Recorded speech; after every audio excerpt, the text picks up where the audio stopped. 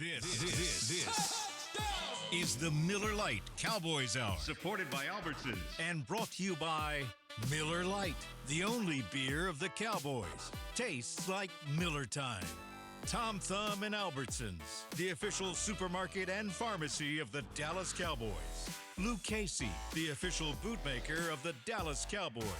Blockchain.com. Invest like your icons with Blockchain.com. Alltech Lansing. Just listen with Alltech Lansing, perfecting sound since 1927. And by Omni Hotels and Resorts, the official hotel of the Dallas Cowboys. Now, your hosts, Nicole Hutchison and Brad Sham. Welcome, everybody. Happy Monday. And it's actually Monday. It's not Thursday Monday or Monday Tuesday or whatever. No, it's actually just Monday. And welcome to the Cowboys Hour. Thank you. What a lovely crowd we have to say hello to one of the newest and I think already becoming a fan favorite Cowboys running back Javonte Williams is going to materialize here. See, when I say his name, that's a great time for you to applaud raucously. There we go. There we go. Javonte Williams, and then just double that when he walks in the room here in just a minute. But Javonte is going to be our guest this evening, and we are delighted to be back where we are almost every Monday night for the next several months here at Sidecar Social in the Star District. We are grateful to have all of you who have come in to get out of the late summer heat. It's very nice in here, and you can watch baseball games and football games, and there's some WWE up there. They've got 1 million screens. I counted them. There are exactly 1 million, and you can see just about everything. And we are always delighted to welcome our listeners around the state on the Dallas Cowboys radio network. And we are also especially happy to have all of you who are with us, whenever you are with us, on DallasCowboys.com. So hi to you. Thanks for joining us. And here we go. Now does it feel more like the season now that it's Sunday, before, even though they played a game and you had this long weekend off, what'd you do for your long weekend? I actually went home. I just bought a property. I'm sorry. Oh, excuse me. I beg your pardon. Yeah, I just bought a property so I can use it as like an Airbnb or rental property. So I'm renovating it now. So I have to go home for I'm that. sorry, in what city is this? Houston. Mm-hmm. So you didn't buy a house you bought a property. Yeah. Well, condo. 2-bedroom, 2-bath condo. You bought a property. I don't believe I've ever owned a property. I've owned a house, but I don't think I've ever thought of myself as having owned a property. So I am even more impressed with you now than I was before. And so you went home to become this landlady and yeah. Basically, I had to meet with a contractor and just, get the demolition and all that started. Girl. And yeah. I'm trying. My dad was like, you need to up your value. So, hey, I had to up my value, and I did it, I guess. Okay. Well, good. Congratulations to you. I'm just trying to figure out if I can afford dinner. Oh but that's all right. Hey. And did you rest, or were you just being a busy real estate baroness for the whole time? Busy. I turned around, came back Sunday, and then finally got some sleep Sunday, and then turned around this morning. Had to be here for Girls Talk, Boys Talk at 8 a.m. this morning, and then had to take my shows. You got to be here. Oh, it's a blessing to be here. There we go. It's a blessing to be here. There we go. Absolutely. To be anywhere. Okay, well, that's good. So now we're ready to go, and it's a 7-day week. It kind of feels like normal. Mm-hmm. And so how did you, the fan in you, how did you feel about the game? I was excited. I mean, fan in me. You talk about, the struggles that this team went through last year, 7-win season, really trying to find their identity, right? Struggling late to find it. And I feel like, Shoddy, we've talked about it for the entire offseason, the type of culture that he's coming in to bring in here, not just, the people, but on the field, right? They're trying to be that physical football team, have some success in the run game, be not predictable in the pass game. And you talk about just the star power we have, and seeing that finally come to play and fruition. I mean, I thought it was awesome. Then you talk about the defensive side of the ball. That was a lot of fun to watch too. I hate to mention it, but we don't have Michael Parsons anymore, but there were a lot of guys. What? What are you telling me? We don't. So What do you mean? it was Where- good. It was good to see. What do you mean we don't have Michael We Parsons? don't. Yeah, I know, right? What happened? Man, they traded him. Stop. Yeah, Brad. I don't know. He just maybe just disappeared last week. Okay. No big Fine. deal. But no. Next thing you're going to tell me they traded him to somebody like Green Bay. Yeah, that I you have know, to- right? Can't believe it. Okay, we're going to Here forget we- about all that because There we go. now you hear this. There's coachable Let's people. go. This is a proper response to the arrival of Javonte Williams. Everybody, here he What's up? is. Here he is. How you doing? Appreciate you. Oh, Thank sorry. you. There's There your. go. You can, there's your. That'll serve as your helmet for the evening, for the next 50 minutes or so. Good. Can you hear us? Okay. Yes, sir. Outstanding. So there's Javonte Williams, and absolutely, we're very happy to have you here. Thank you. Appreciate it. Appreciate you. So Nicole was just talking about the first impressions of seeing the team, because you were one of the great examples of, if you were at practice every day, if you were a coach or a player, you knew what you were all about, and several other new guys, but the public had never seen you in this uniform. So now that you had a weekend, kind of get your feet back up under you, take a deep breath. In retrospect, how did you feel? Forget the result. How did you feel about the game? Yeah, I felt good. Like I said, it's just like a different kind of chemistry I feel like the team got going on right now. It's just like everybody get along, and it's like we've been knowing each other our whole life, even though I just got here in March. But I like the vibes. I like my teammates. I like the coaches. I like everything about it. How much bonding and coming together can you do in an off season, in OTAs and mini camp, and then training camp? At least you guys have I think it's a blessing of going away for training camp, where you wind up spending a little more time together probably. But how much of that can happen in an off season? It's really as much as you want, or however much you want it to happen. Just hanging out with your teammates. I feel like going to California, like you said, was big for us though, as far as bonding, with everybody being on just at the hotel in the same little area. We had like game rooms, things like that. So I mean, you could just walk outside and go to somebody else's room. So I feel like that's where most of the bonding happened at in California. Can I ask one question? I may get in trouble for this because I'm not sure I'm supposed to even ask about this. You guys had an arcade, a player's arcade. This was a tent that was separate from everything. And the coaches were not allowed, right? Right. Just players. And I mean, the first day when I drove by it, the flap was open a little and you could see in, and I thought, well, it looks like a real arcade.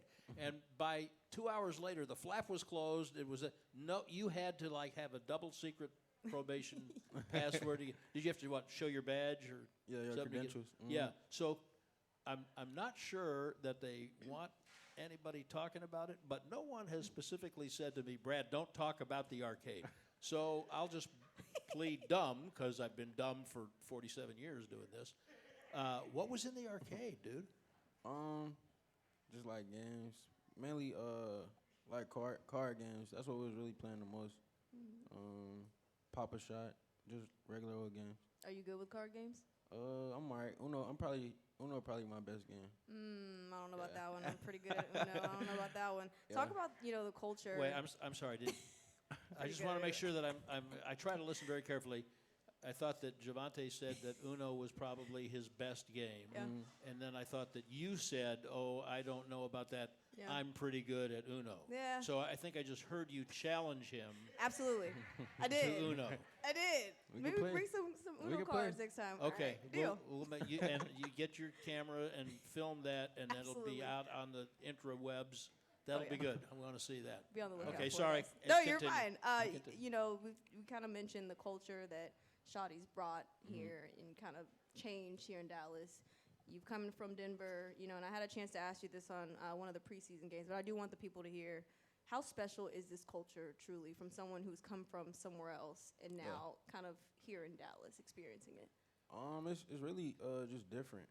'Cause it feel like real genuine. Like Shotty, he the type of coach, like, I don't know, you just feel his energy when he walk in the room, and just having him as a coach, like a younger offensive minded coach. I definitely feel like he know what he's doing. He got a good grasp at how he want the team to be, and he wanted us to look a certain way and play a certain way, and you could just feel that every day when you're in the building. I feel like he put together like a good roster of coaches. All the coaches get along with each other.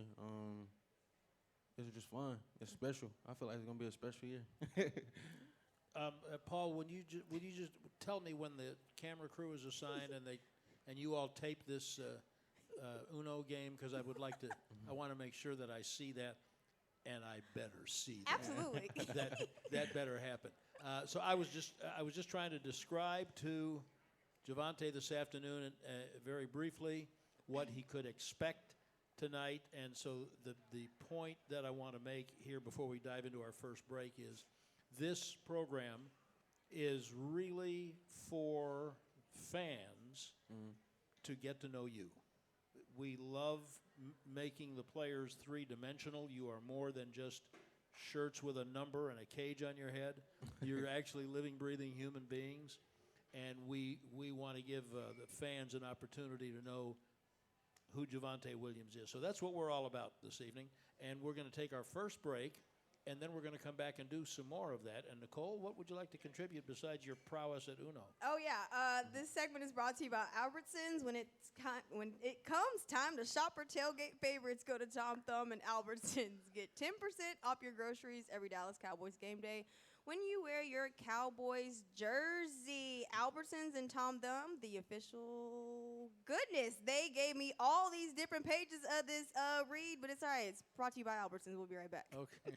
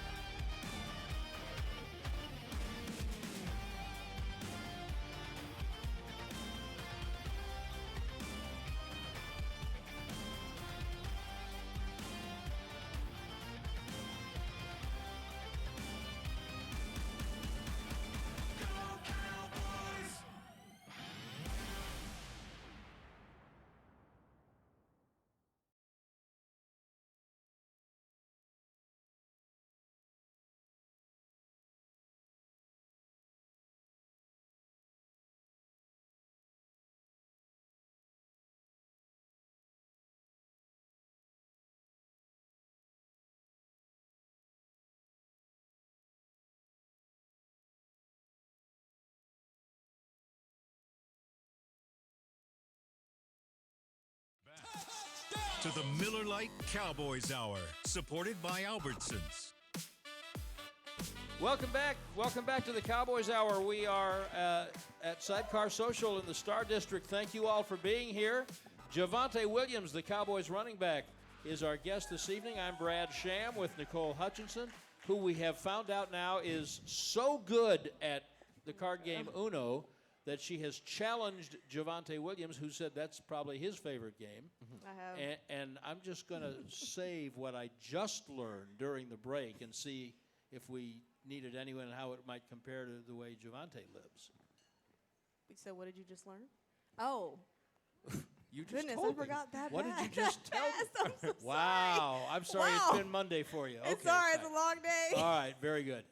So, I like I said, I really want people to know Javonte Williams, and so some of this will be very basic.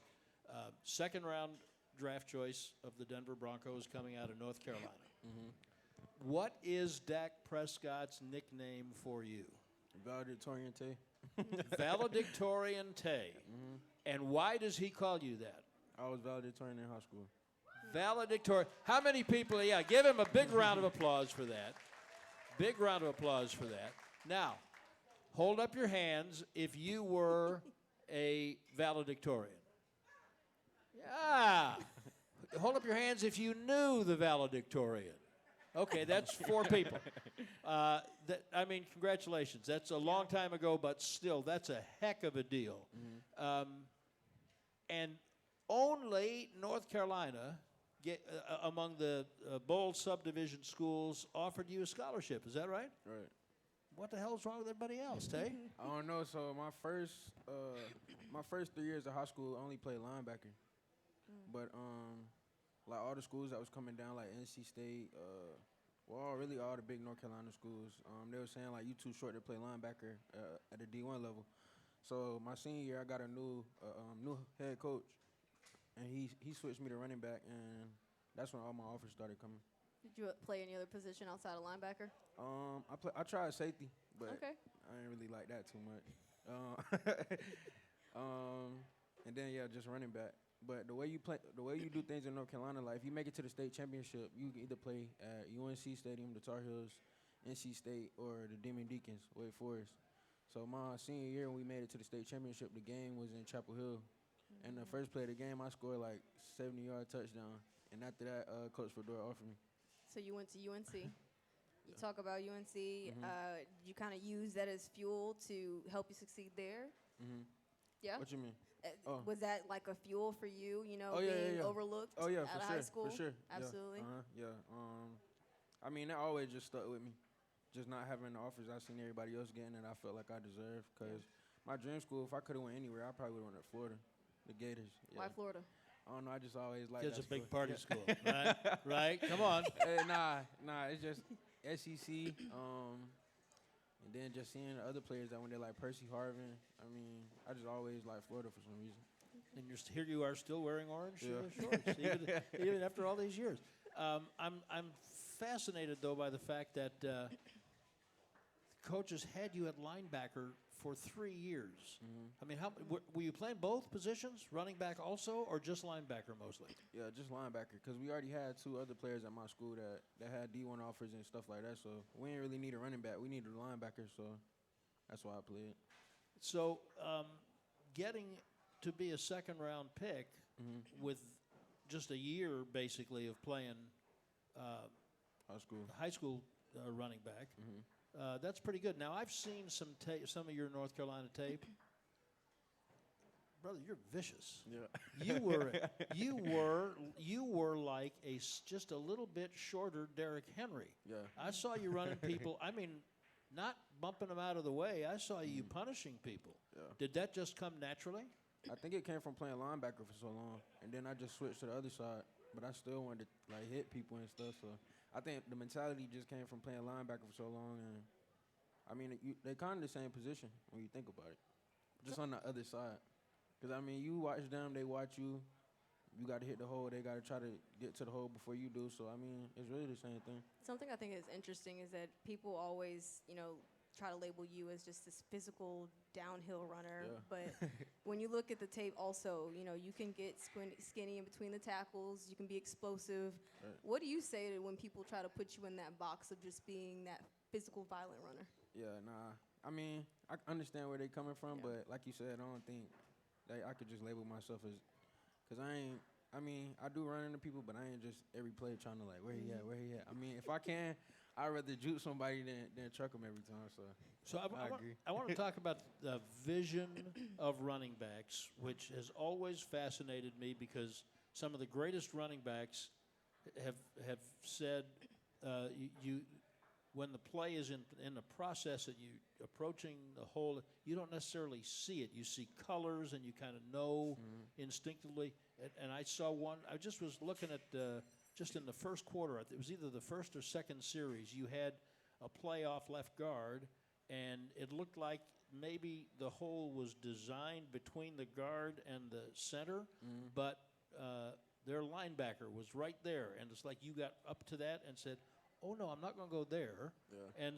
And then you had to get skinny in order to get past the guy who was coming off, the safety who came across the face of the tackle, not his primary guy. But you had to find a second hole while you're running. You can't stop and look at it. Right. Is that instinct, or is that something that you can, for some of the youngsters who are listening, who maybe are running backs, can you learn that? I'd say probably like 20% of his instincts. Like 20%? just moving. Yeah, not too much. I feel like just repetition in certain plays, you got to understand like what's going on, and then it'll be easier. I say to start slowing down, because some people think like you just out there running, just like blind. But nah, it's like certain plays, like you got power, you got counter, you got, inside zone, outside zone. You just got to understand, I feel like, the concept. And that'll make the game slow down for you. And another thing that always amazes me about really good running backs, and I put you in that category, is you can tell when you watch the tape.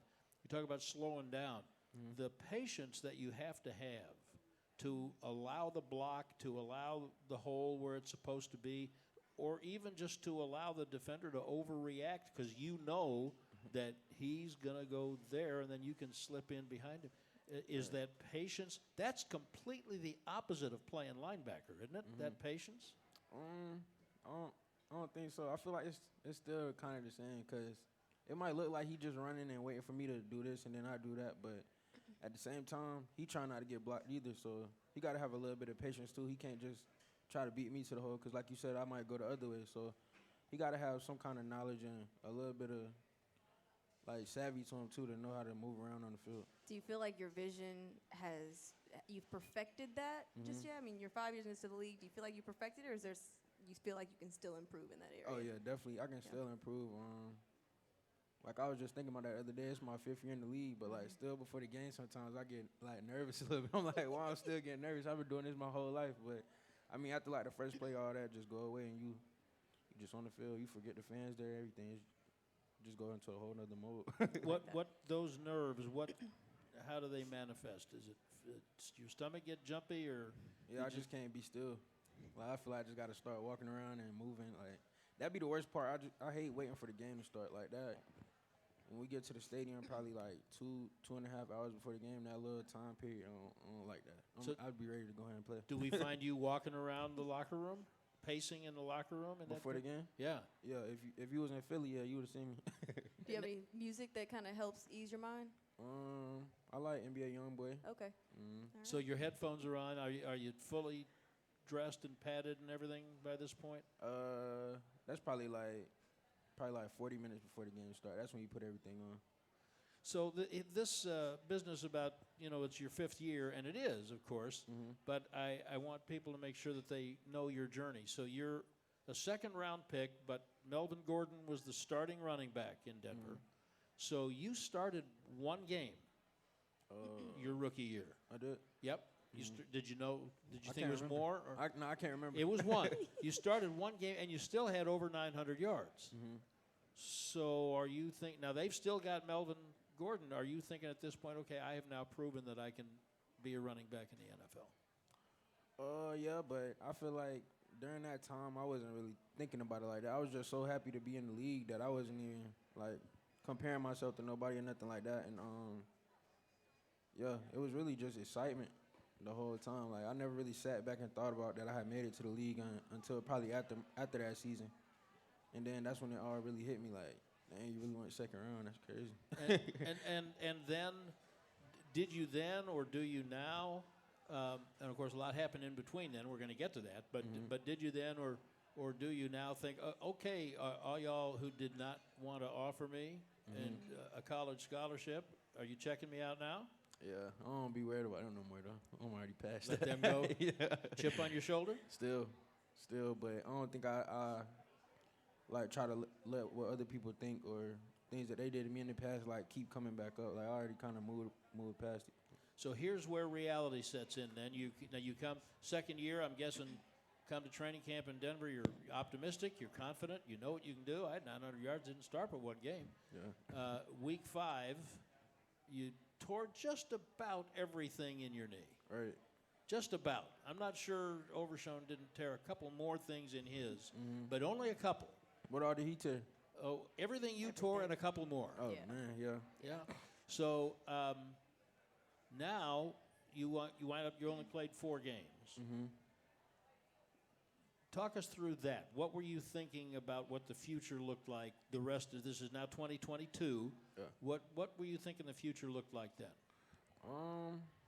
It was weird because I never got hurt before, like playing football, like nothing, like maybe like a sprained ankle or something like that. But that's as far as like an injury I went. So when he jumped on my back, like I kind of felt my knee buckle a little bit, but I'm like, I'm all right. Like I'm gonna just get up. But when I tried to get up, like I put pressure on my left leg. I was straight. I put it on my right, and it was just like it wasn't nothing there no more. I'm like, dang. So I fall back down. Then it got like real hot. Like my legs started burning.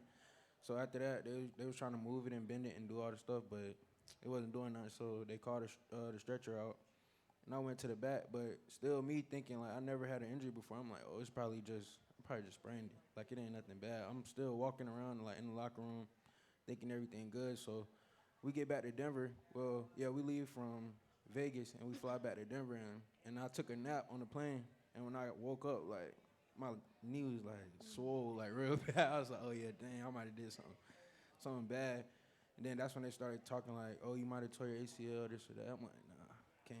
So then I got an MRI the next day, and they told me it was like I was like if I would have kept walking on it the way I was without the crutches and things like that, it was like I could have had like severe nerve damage and would have been out for like 2 years.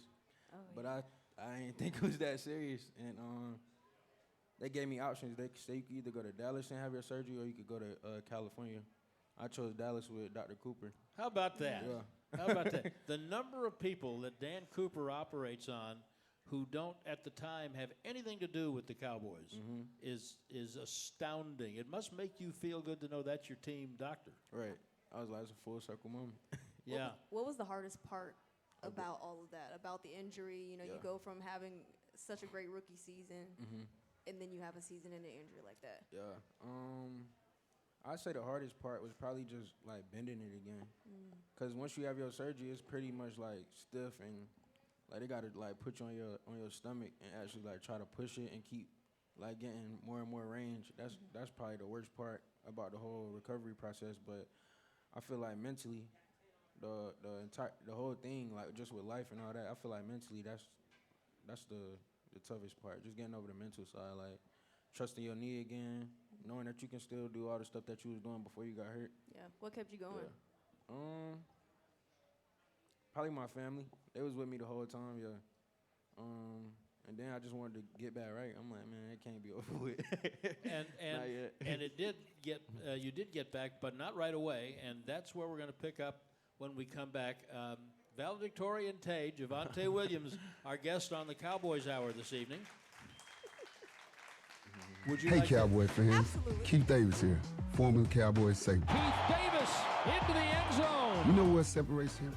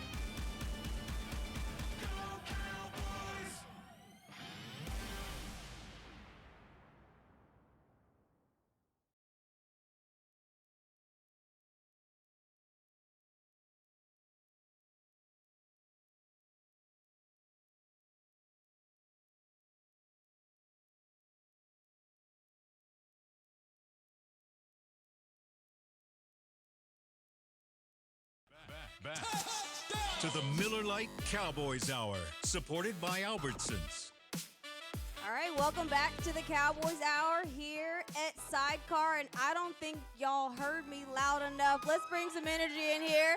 Welcome back to Cowboys Hour here at Sidecar. Nicole Hutchison alongside Brad Sham and Cowboys running back Javonte Williams. And the segment, I got y'all covered, is brought to you by Lucchese. Stand tall while you're tailgating or cheering in the stands with the Dallas Cowboys collection by Lucchese. Shop the collection today at Lucchese 6 DFW locations or online at lucchese.com. Lucchese, the official boot of the Dallas Cowboys and Dallas Cowboys cheerleader. Brad, go ahead and take it away. Previously on the Cowboys Hour with Javonte Williams, we're in 2022. Javonte's coming off an outstanding rookie year, 900 yards. Then injured in week 5. That's it for 2022. Great. Since nothing like that had ever happened to you before you come back to camp in 23, what were you expecting in terms of your own ability and performance and recovery and all that? Yeah, it was still. I was running and all that, like cutting and doing all that, but I was still like kind of nervous about it, as far as like actually getting hit in it, because just running around and doing little cutting drills was one thing, but when you know somebody's gonna tackle you, and most times when you get tackled as a running back, they go straight for your knees. So I'm like, dang. And then the first game of the season that year was against the Raiders again. So I'm like, oh my gosh. But yeah, it took some getting used to. It's a lot tougher than what I feel like what people think though. Just mentally though, that's the hardest part. And yet you still had 700 and something yards that year, and statistically, you had a better year then than you did last year. Tell us about that, and what was your confidence level going into last year?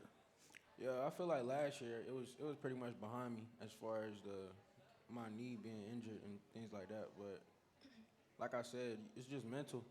That's the toughest part, just mentally, especially after you seen like the year that you had as a rookie, and then you come back and don't have the same type of year that you did the first time. It's like, and then people start talking bad. So, I mean, all that go into it. So yeah, it'd be tough. How long did it take you to finally get, that thought of, your injury out of your head? Because you say mentally it's kind of tough, and that's something you never experienced before.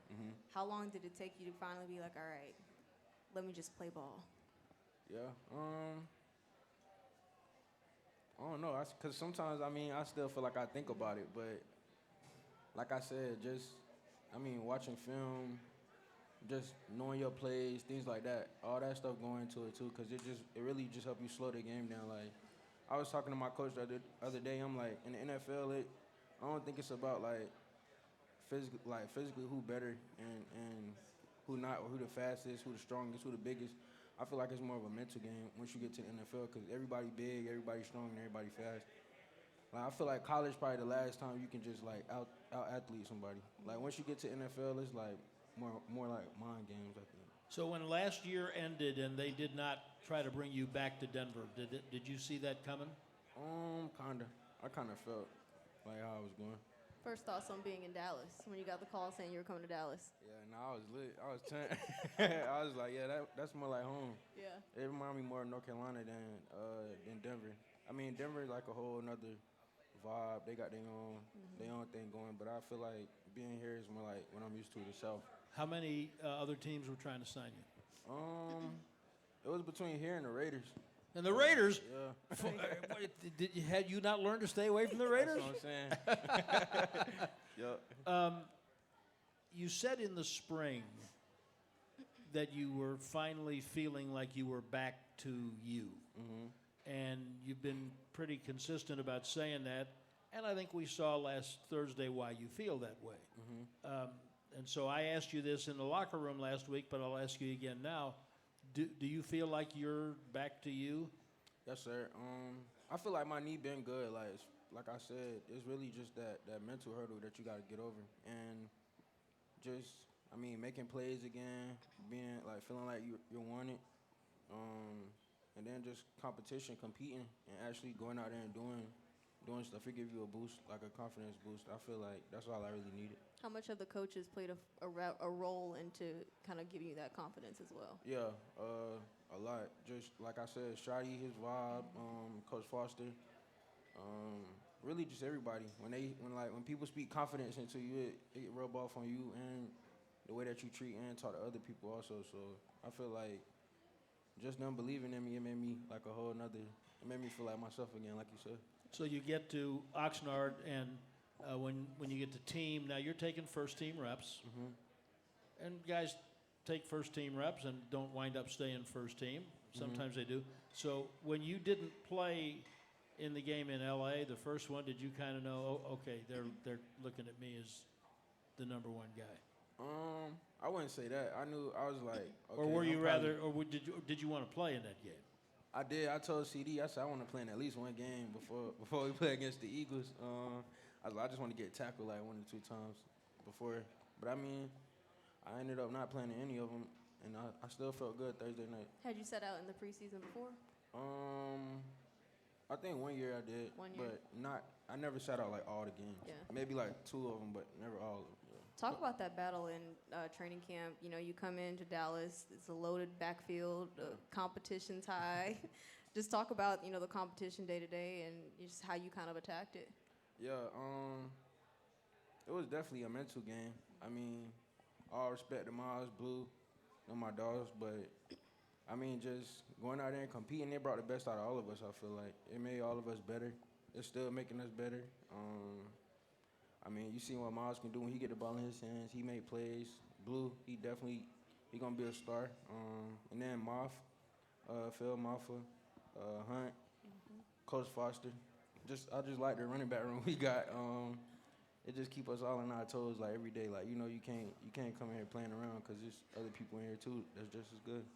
So when let's go back to Thursday night now.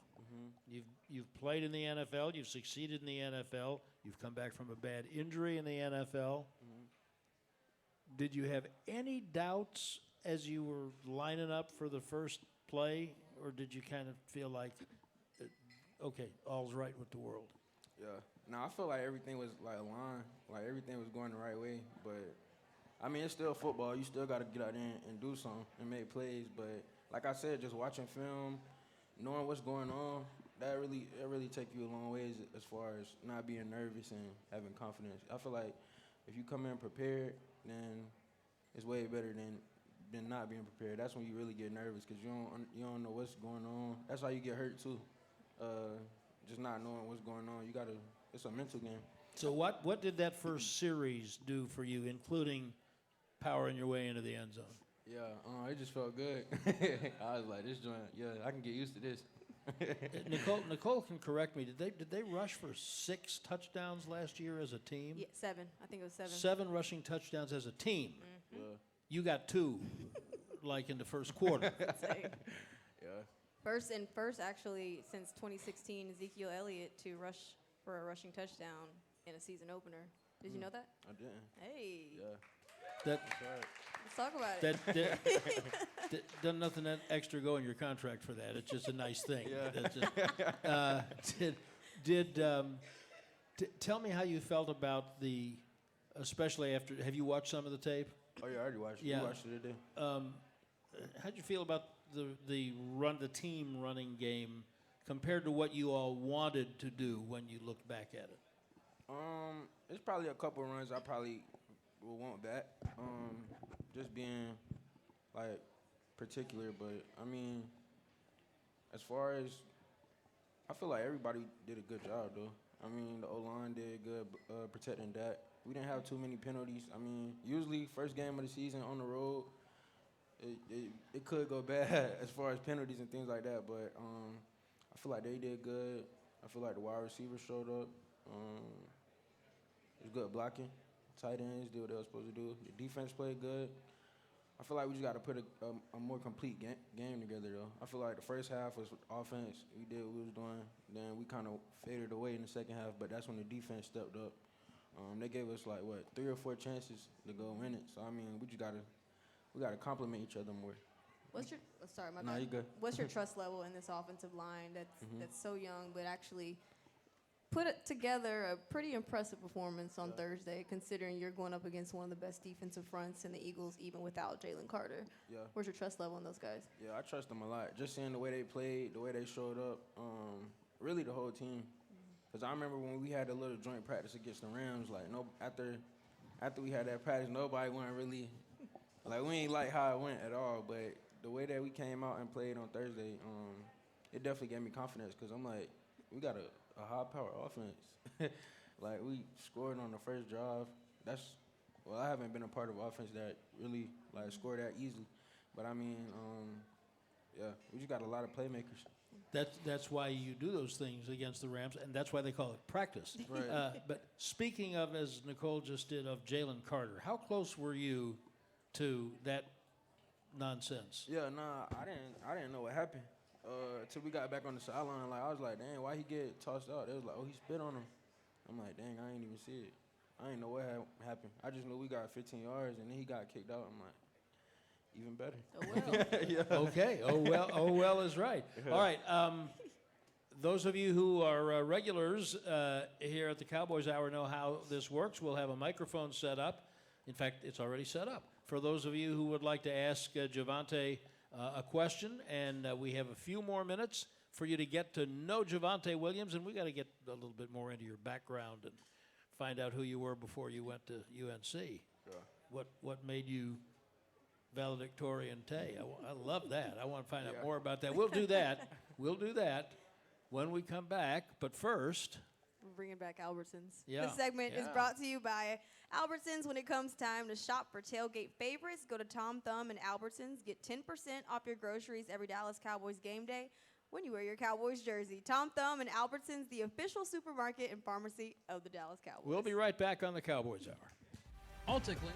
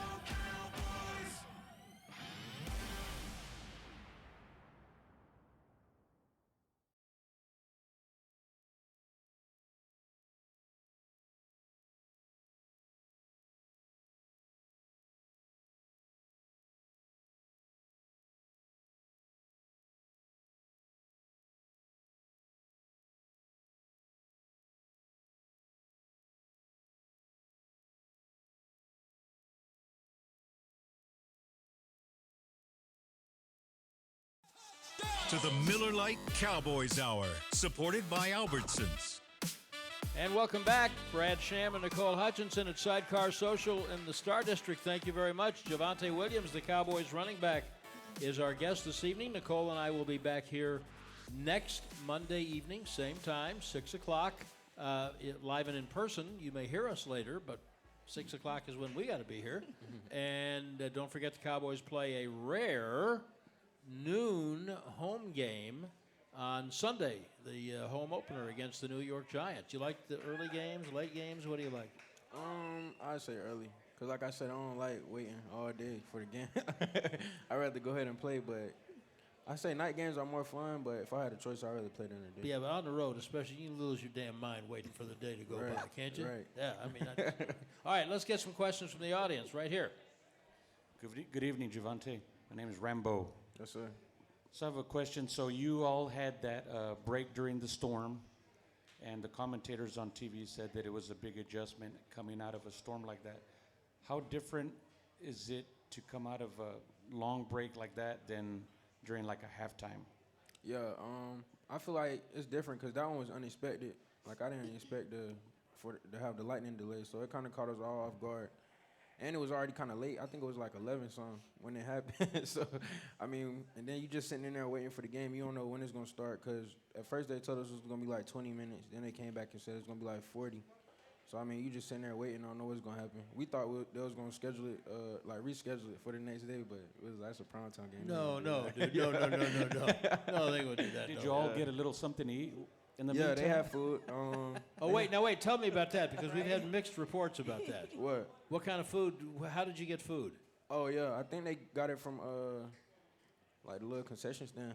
I or heard something. sandwiches. Yeah, it was like subs. Oh, okay. Yeah. So